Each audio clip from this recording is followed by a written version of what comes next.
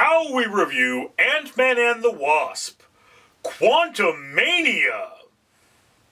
Alright folks, so I have seen Ant-Man and the Wasp, Quantumania. Before I go any further, let me of course remind you, for every 1,000 subscribers I get, I do purchase one of these bracelets from 4Ocean. 4Ocean then pulls a pound of trash out of the ocean every time I do that. So if you would be so kind as to comment, like, and subscribe, we'll be cleaning the Quantumverse. Anyway, Ant-Man and the Wasp, Quantumania. Ant-Man and the Wasp and the old version of Ant-Man and the Wasp and Ant-Man's daughter all get sucked down to the quantum realm. And as a result, they run into a character I had no previous knowledge of, Kang the Conqueror. And they lead a revolt in Kang's empire.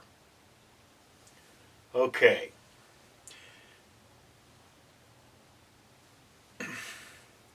I remember watching Jeremy Johns' review of this, and he was like, how is there air down there?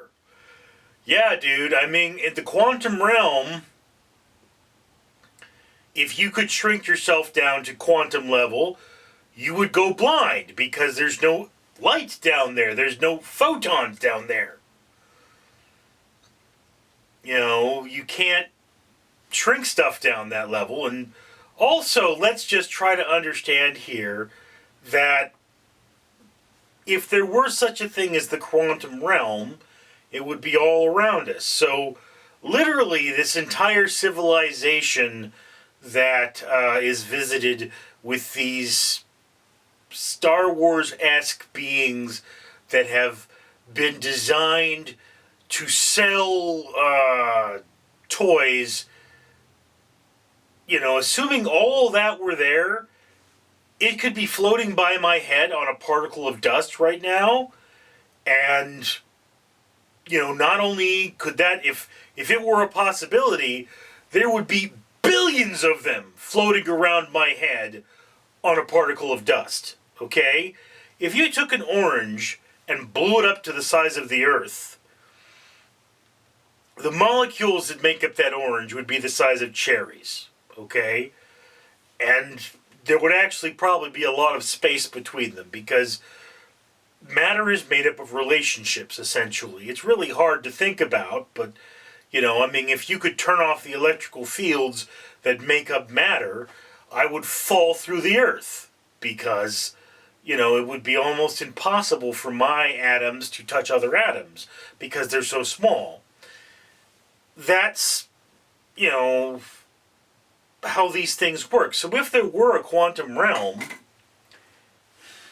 I kicked a can, and I shrank myself here, there should be an infinite number of societies that I might wind up in. Alright? And if I did that outside, there should be a completely different infinite number of societies. So yes, we're going to take that stupidity and wrap it up and forget about it, because if that were how it worked, there'd be no way for us to see our movie. So sucked down into the quantum realm. It is another dimension that they call the quantum realm, and it's basically a planet. It's a planet, maybe a really big planet with Earth-like gravity, but that's what it is. Okay, so Pym particles still shrink you down out there, and it is populated with action figures. Hundreds of different kinds of action figures that were put together to sell toys. I mean, these things are just, like, there's, you know how, like, when you were a kid and your Lego's head would break off and you'd replace it with something like a light bulb?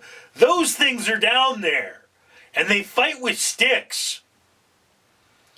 And then there's Kang, who has himself a, if you took the clone troopers from Star Wars and the droids from Star Wars and somehow they mated and took on a darker color scheme, those would be Kang the Conqueror's minions. Alright? So, that's what you have there. And, I mean, you know, there are humans that live down there, and there are bars, and there's chemistry and alcohol, and all kinds of wonderfully stupid things that shouldn't be there, as well as living buildings that can fight, and, you know, microorganisms, I guess, that you can ride. It's very bizarre. So, it being very bizarre and time being all screwed up, yeah, we don't know what's really going on. But the point is that they fight Kang the Conqueror, and it's a Marvel movie. You know what happens. Probably the worst abomination of this film is their take on MODOK.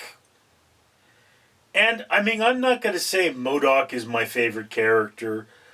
It's just that the creation of MODOK in this thing is a result of a fight.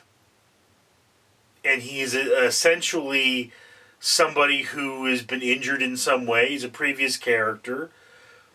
And instead of him being a super intelligent and super dangerous machine, he's kind of a simpleton. You know, he's kind of somebody who's I mean, he has mental problems of some kind. You know?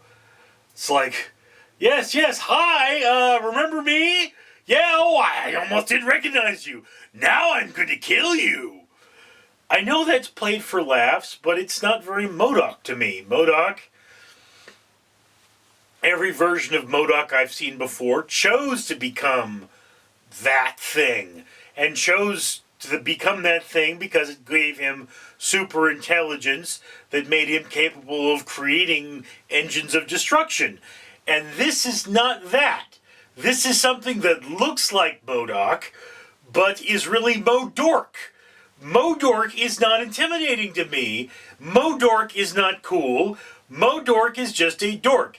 He should do what normal dorks do, sit on his computer at home and play World of Warcraft.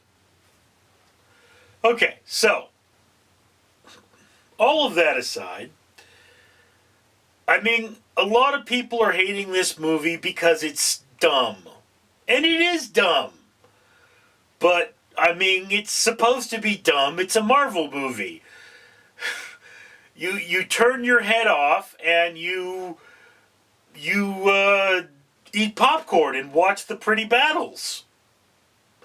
Never mind the fact that Kang's palace is based on a giant, or based on the Death Star. And their bridge is like from the Death Star, and it's all very Star Warsian. You know, probably came from the same art department nowadays, but that's not the point. You know, again, yeah, did you want to see a big dumb action movie? Yeah, okay, well then go watch this. That's where this belongs on your watch list. It's a big dumb and actiony. It's not a artistic movie. It's not a great movie. You know, Ant-Man is like Paul Rudd is a likable person, at least his character is, and this is a failed attempt at humor. You know, they needed an origin story for Kang, and I mean Kang, I believe Kang is the inspiration for several Rick and Morty episodes, because there's a Council of Kang, and I think there's a Council of Mortys, or a Council of Ricks, or something like that. So that's where some of that stuff came from. So if you're a Rick and Morty fan, you should probably watch this movie. But, I mean, again, I watched it because it was there. Everybody else was reviewing it. Now I'm done with it.